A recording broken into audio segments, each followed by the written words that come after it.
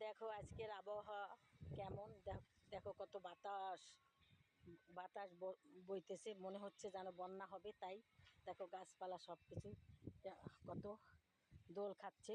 এই যে দেখো, দেখতে কি ভালো লাগে, কত ভালো বাতাসটা খুবই ভালো লাগতে। আজকে কতদিন ধরে খুবই গরম পড়ছে বন্ধুরা, দেখো দেখে মনটা জুড়িয়ে গেল, এত সুন্দর দৃশ্য।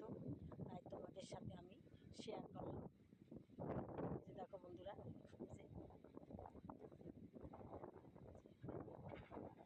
যে দেখো দেখো আমার সেই আম গাছে দেখো কত পাতা হয়েছে, পাতা ধরেছে।